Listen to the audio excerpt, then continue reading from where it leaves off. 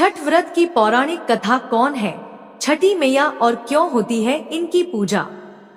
जय श्री कृष्णा, राधे राधे। आप सभी को छठ पर्व की हार्दिक शुभकामनाएं।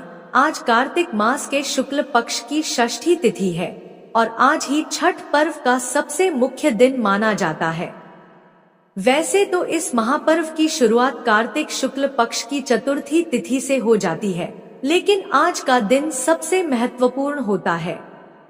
यह व्रत काफी कठिन माना जाता है, जिसमें 36 घंटों तक निर्जला व्रत रखा जाता है और पानी में खड़े रहकर सूर्य देवता को अर्घ्य दिया जाता है। छठ व्रत पूजा के दौरान छठ पर्व की कथा को सुनना अत्यंत महत्वपूर्ण माना जाता है। बिना इसको सुने व्रत पूर्ण नहीं माना जाता है। तो आज मैं आपको सुना रही हूँ छठ पर्व की बड़ी ही पौराणिक और दुर्लभ कथा। तो इन कथाओं को बड़ी ही श्रद्धा और प्रसन्न चित्त मन से पूरा अवश्य सुनिएगा। पौराणिक मान्यताओं के अनुसार छठ माता लोगों को धन समृद्धि, संतानहीन को संतान और बच्चों को दीर्घायु की प्राप्ति का आशीर्वाद देती है तथा वह हमारी सभी इच्छाओं को पूरा करती है और अपने भक्तों को कभी निराश नहीं करती है। लोगों का बहुत दृढ़ विश्वास है, इसलिए हर साल वे इस अवसर को बहुत ईमानदारी से मनाते हैं। छठ माता हमारे जीवन को आनंद और खुशी से भर देती है। जब लोग इस पूजा को करने के बाद दूसरों को खुश देखते हैं, तो वे अगले वर्ष से इस अवसर को मनाने की इच्छा रखते हैं। पौराणिक कथा के अनुसार भगवान श्री राम और देवी सीता जी ने भी वनवास से लौटने पर 3 दिनों तक उपवास रखा और छठ माता की प्रार्थना की थी। आइए अब उन कथाओं को भी सुनते हैं, जिसमें बताया गया है कि छठ माता कौन है, इनका जन्म क्यों और कैसे हुआ। यदि पर्व छठ का है तो अर्घ्य सूर्य भगवान को क्यों देते हैं, यह सभी उत्तर आपको इन कथाओं में मिलेंगे। तो आप सभी इस कथा को बड़े ही ध्यान से सुनिएगा। कार्तिक मास की शुक्ल पक्ष की षष्ठी एवं सप्तमी तिथि को प्रकृति की देवी षष्ठी देवी एवं प्रकृति के देवता श्री सूर्य भगवान की भक्ति, विश्वास और आस्था से पूजा की जाती है। प्रजापति ब्रह्मा जी ने काल के समय नदी के तट पर कार्तिक मास की शुक्ल पक्ष की षष्ठी तिथि को अपने मन से प्रकृति के छठे अंश से एक दिव्य कन्या को जन्म दिया, जिसका नाम मनसा देवी हुआ और प्रकृति के छठे अंश से उत्पन्न होने के कारण इनका नाम षष्ठी देवी अर्थात छठ मैया पड़ा। छठी मैया ने विधाता से अपने जन्म का उद्देश्य पूछा तो ब्रह्मा जी ने छठ मैया को वरदान दिया कि हे देवी, आप संसार के सभी बच्चों की सुरक्षा करें और जो भी माताएं आपकी पूजा करें उसके सुहाग, वंश, परिवार, धन संपत्ति, आयु, आरोग्य और बच्चों की सुरक्षा करें। छठ मैया ने जब अपने निवास स्थान के बारे में पूछा तो विधाता ने कहा कि आपका जन्म नदी तट पर हुआ है और प्रकृति अर्थात श्री सूर्य भगवान के छठे अंश से, इसलिए आज से प्रत्येक महीने के शुक्ल पक्ष की षष्ठी तिथि को आपकी पूजा श्री सूर्य देव की किरण में और नदी, तालाब या स्वनिर्मित तट पर होगी। श्री सूर्य भगवान में आपका निवास होगा, इसलिए आपके नाम से आपकी पूजा श्री सूर्य भगवान को समर्पित अर्घ्य से होगी।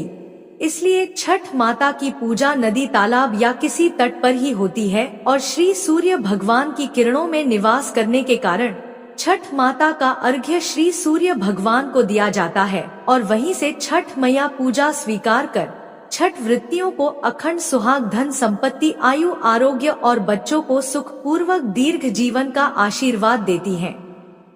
क्योंकि छठ मैया का जन्म कार्तिक मास की शुक्ल पक्ष की षष्ठी तिथि को हुआ था, इसलिए कार्तिक मास के शुक्ल पक्ष की षष्ठी और सप्तमी तिथि को इनकी पूजा की जाती है। पौराणिक कथा के अनुसार एक बार एक बूढ़ी माई अपने बेटे, बहू और पोते के साथ रहा करती थी। बूढ़ी माई के घर में किसी भी सुख की कोई कमी नहीं थी। बूढ़ी माई छठ मैया की परम भक्त थी और हर साल कार्तिक शुक्ल षष्ठी को छठ का व्रत बड़ी ही श्रद्धा और भक्ति भाव के साथ रखा करती थी। किंतु बूढ़ी माई की जो बहू थी वह बहुत ही आधुनिक सोच वाली स्त्री थी। उसका पूजा पाठ में कोई विश्वास नहीं था ना ही उसका पूजा पाठ में मन लगता था। एक बार जब कार्तिक मास की शुक्ल पक्ष की चतुर्थी आई तो बूढ़ी माई तो बहुत प्रसन्न थी, क्योंकि उस दिन से छठ का 4 दिवसीय पावन त्योहार जो शुरू हो रहा था। बूढ़ी माई अपने घर की साफ सफाई में लग गई। उसने अपने बेटे को पूजा की सामग्री लाने के लिए बाजार में भेज दिया। अब बूढ़ी माई ने अपने बेटे की सलामती और उसकी खुशियों के लिए छठ का व्रत किया। बूढ़ी माई ने अपनी बहू से कहा कि वह भी उसके पोते के लिए छठ का व्रत रखे, लेकिन बहू तो नए विचारों वाली थी, उसे इन सब बातों पर विश्वास ही नहीं था। वह अपनी सास से कहने लगी कि माँ जी, यह सारी बातें तो बिल्कुल बेकार हैं, मुझे इन सब में कोई विश्वास नहीं है, ऐसा करने से क्या होगा। तब बूढ़ी माई ने अपनी बहू को छठ माई की महिमा बताते हुए एक पौराणिक कथा सुनाई। बूढ़ी माई बोली, बेटा, बहुत समय पहले की बात है। प्रियव्रत नाम के एक प्रसिद्ध राजा हुआ करते थे। उनके पिता का नाम स्वयंभू मनु था। राजा प्रियव्रत बहुत ही सदाचारी और धार्मिक प्रवृत्ति के मनुष्य थे, किंतु जब उनका विवाह हुआ तो विवाह के कई वर्षों के बाद भी उन्हें संतान सुख नहीं मिला। तब ऋषि कश्यप ने उन्हें पुत्रेष्ठी यज्ञ कराने की सलाह दी। राजा प्रियव्रत ने पूरे विधि विधान के साथ पुत्रेष्टि यज्ञ का अनुष्ठान किया। उस यज्ञ में प्रसाद रूप में मिली हुई खीर को राजा प्रियव्रत ने अपनी रानी को खिलाया और इस यज्ञ के पुण्य प्रभाव से जल्दी ही राजा की पत्नी गर्भवती हुई। समय आने पर 9 महीने बीतने के बाद रानी ने एक बहुत ही सुंदर पुत्र को जन्म दिया, परंतु वह पुत्र मरा हुआ पैदा हुआ। राजा प्रियव्रत अपने उस मृत बालक के शव को लेकर शमशान में गए और एकांत में शमशान की भूमि पर बैठकर अपने मृत पुत्र को अपने सीने से लगाकर राजा बिलख बिलख कर रोने लगे। फिर क्या था, इतने में ही वहां पर एक दिव्य प्रकाश प्रकट हुआ और वह दिव्य प्रकाश एक दिव्य नारी में बदल गया। राजा ने उस दिव्य नारी को देखा तो हाथ जोड़कर उन्हें प्रणाम किया और पूछा, हे देवी, आप कौन हैं? राजा प्रियव्रत की बात सुनकर देवी ने उनसे कहा, राजन, भगवती मूल प्रकृति के अंश से प्रकट हुई मैं देवी षष्ठी हूँ और इस संसार में मैं छठी माई के नाम से जानी जाती हूँ। ऐसा कहकर छठ माता ने उस मृत बालक को उठा लिया और अपने प्रभाव से उसे पुनः जीवित कर दिया। जब राजा ने देखा तो वह स्वर्ण के समान सुंदर और स्वस्थ पुत्र छठी माता की गोद में खिलखिला रहा था। अभी राजा प्रियव्रत उस बालक की ओर देख ही रहे थे कि छठ माता उस बालक को अपने साथ लेकर आकाश में जाने लगी। यह देखकर राजा दुख से विह्वल हो उठा। उसके होठ कंठ तालु सब सूख गए और उसने माता की स्तुति की। राजा के स्तुति करने से छठ माता प्रसन्न हुई और कहा कि हे राजन, तुम सर्वत्र प्रकृति यानी सूर्य, उषा, जल और वायु की पूजा करवाओ और खुद भी करो। प्रकृति की आराधना से और समस्त संसार वर्ष भर सुखी और स्वस्थ निरोगी रहेंगे और दीर्घायु को प्राप्त होंगे। तब राजा प्रियव्रत ने सूर्य, उषा, जल और वायु की तथा छठी माता की पूजा किया और व्रत किया। इस पूजा से प्रसन्न होकर छठ माता ने राजा को उनका पुत्र वापस दे दिया। तभी से कार्तिक शुक्ल षष्ठी के शुभ अवसर पर सूर्य, उषा, प्रकृति, जल और वायु के साथ छठी मैया की पूजा की जाने लगी। अपनी बहू को यह कथा सुनाकर बूढ़ी माई कहने लगी कि बेटी, छठ माता की महिमा तो ऐसी है कि स्वयं भगवान श्री राम और सीता मैया ने भी छठ का व्रत करके भगवान सूर्यदेव का आशीर्वाद प्राप्त किया था। और तो और महाभारत काल में दानवीर कर्ण और पांडव भी छठ का व्रत कर चुके हैं। यह सुनकर वह आधुनिक युग और नए विचारों वाली बहू बोली, माँ जी, यह सब तो मनगढ़ंत बातें हैं, मैं इन सब पर कोई विश्वास नहीं करती। ना तो मैं इतने घंटों तक भूखी प्यासी रह सकती हूँ और ना ही अपने शरीर को कष्ट दे सकती हूँ। यह व्रत तो माँ जी आप ही करो। सास ने बहू को फिर से समझाने की कोशिश की, लेकिन वह नहीं मानी। उल्टा वह तो सास और छठी माता का ही मजाक बनाने लगी। तब बूढ़ी माई ने अपनी बहू को फिर से समझाने का प्रयास किया और कहा कि बेटी, हजारों सालों से चली आ रही इस परंपरा का मजाक तो मत उड़ाओ और तुम भी मेरे पोते की दीर्घायु के लिए छठी माता का व्रत और पूजन करो। बूढ़ी माई की बातों को सुनने के पश्चात अनसुना करके बहू वहां से चली गई। लेकिन बूढ़ी माई ने बड़ी श्रद्धा और विश्वास के साथ नहाए खाई का दिन किया और उधर बहू ने सारा दिन मौज मस्ती में बिता दिया। अगले दिन छठ के पर्व का दूसरा दिन यानी कार्तिक मास के शुक्ल पक्ष की पंचमी का दिन आया, जिसे खरना के नाम से जाना जाता है।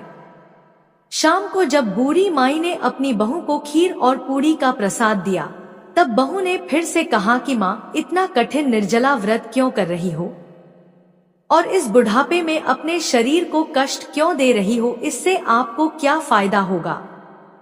यह सुनकर बूढ़ी माई ने बहू को फिर से छठ माता की महिमा समझाने की कोशिश की, परंतु बहू ने एक बार फिर से अपनी सासू माँ की उन सभी बातों को अनसुना कर दिया और अपने कमरे में जाकर खा पी कर सो गई।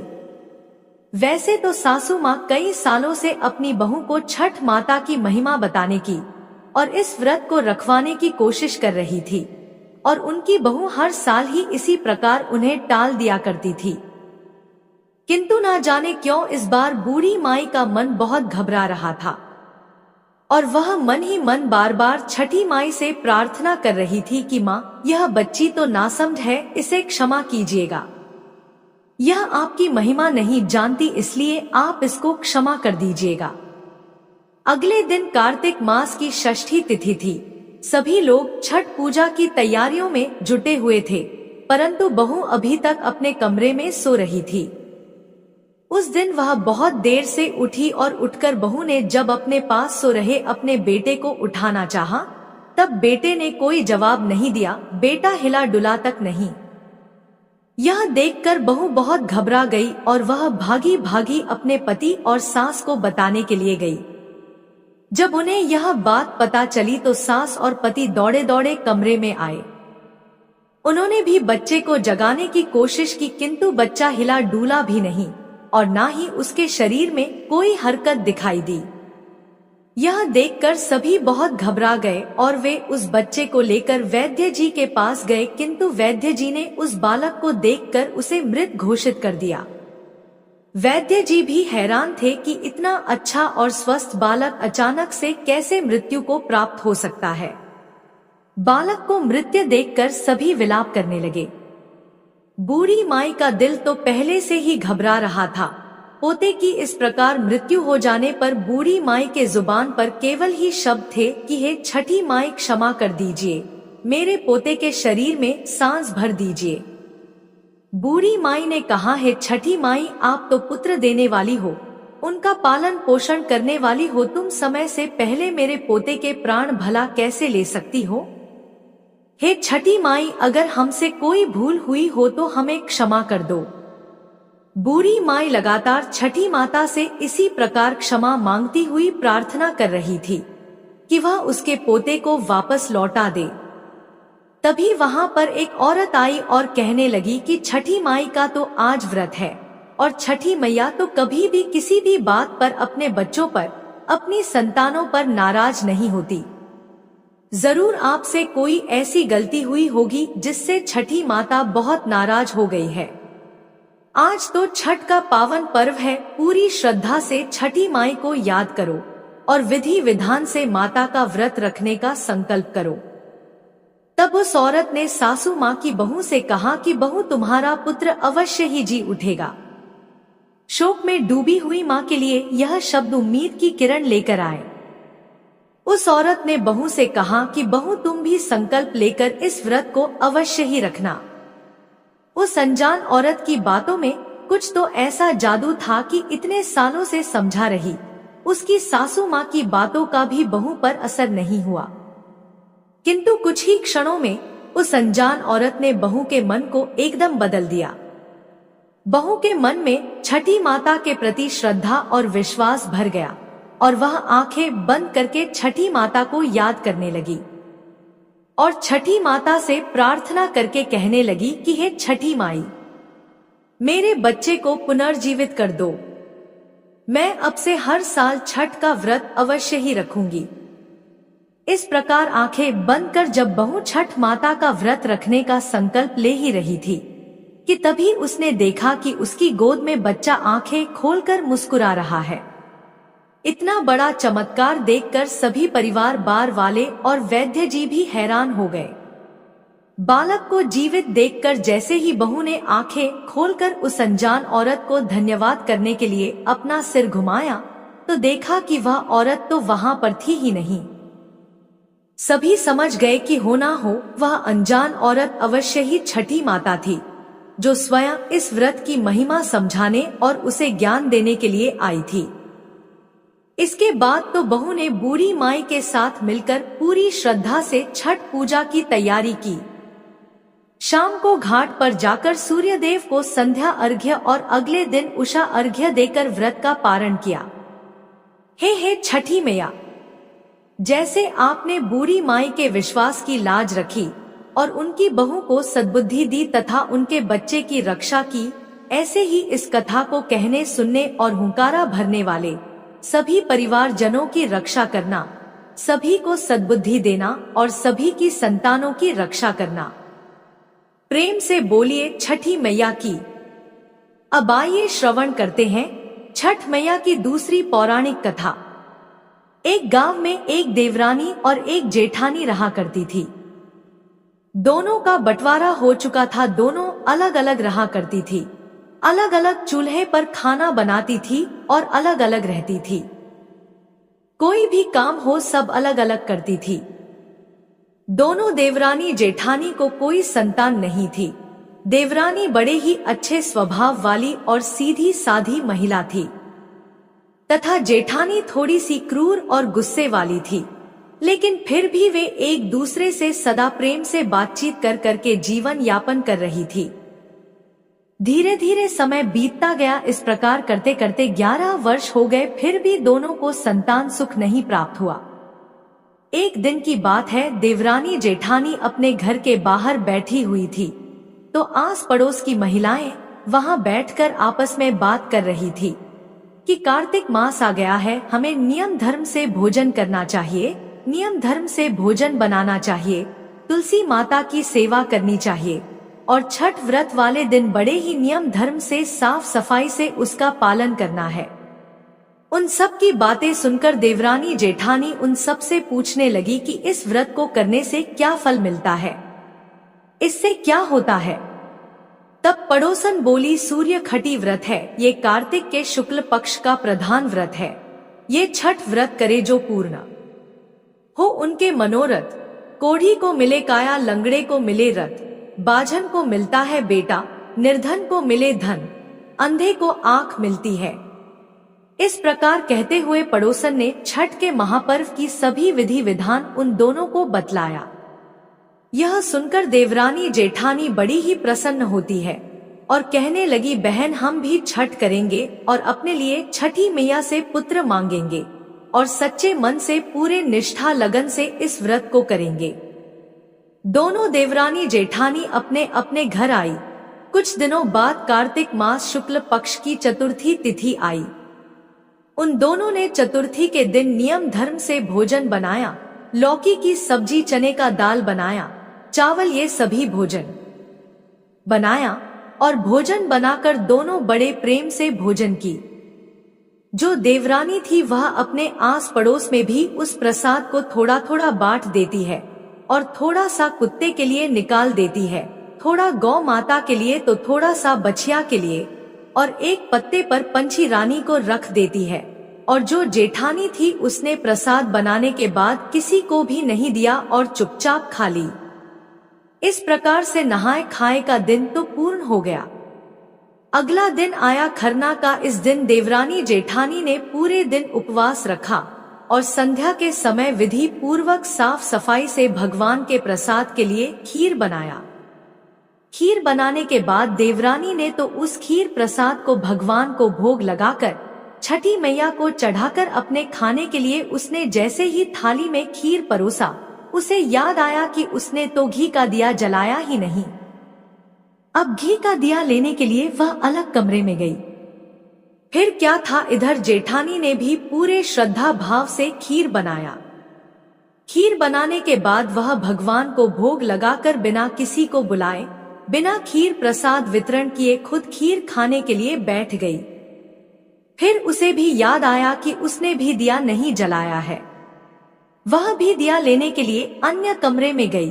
तभी अचानक 2 कुत्ते उनके घर में घुसे और भोजन खाने लगी। अंदर से चपचप की आवाज आई तो दोनों अपने अपने कक्ष के भीतर जाकर देखने लगी। देवरानी ने कुत्ते को खीर खाते देखा तो कुछ नहीं बोली तथा बर्तन में बची हुई बाकी खीर भी बड़ी श्रद्धा के साथ उसके आगे डाल दी। लेकिन जेठानी थाली में मुंह मारते हुए कुत्ते को देखते ही आग बबूला हो गई। उसने कमरे का द्वार बंद कर दिया और डंडा लेकर कुत्ते को इतना मारा कि उसके कमर की हड्डी तोड़ दी और उसकी आंख फूट गई, उसका पैर टूट गया, अर्थात कुत्ता अधमरा हो गया। जैसे तैसे चीखते चिल्लाते हुए वह जान बचाकर वहां से भागा। अब जब दोनों कुत्ते बाहर मिले तो एक दूसरे का हाल पूछने लगे।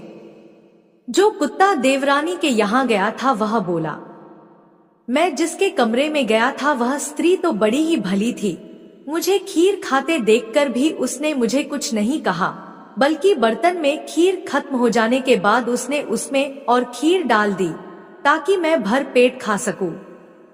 उसने तो मेरी आत्मा ऐसे तृप्त की है कि मेरी तो छठी माई से यही कामना है कि मरने के बाद मैं उसी का पुत्र बनूं और जीवन भर उसकी सेवा करके इस ऋण को चुका रहूं। जिस प्रकार उसने मेरी आत्मा को तृप्त किया है उसी प्रकार मैं उसकी आत्मा को तृप्त और प्रसन्न करता रहूं।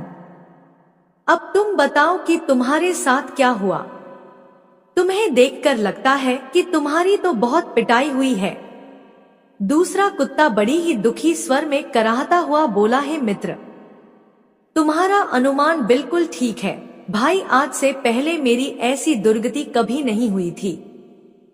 पहले तो थाली में मुंह मारते ही सारा जबड़ा हिल गया, फिर भी भूख से परेशान होकर मैंने 2-4 कौर खाए ही थे कि तुरंत ही वह दुष्टा आ गई और कमरा बंद करके डंडे से उसने मुझे इतना मारा कि मेरी कमर तोड़ दी, आंख फोड़ दी, पैर की हड्डी टूट गई।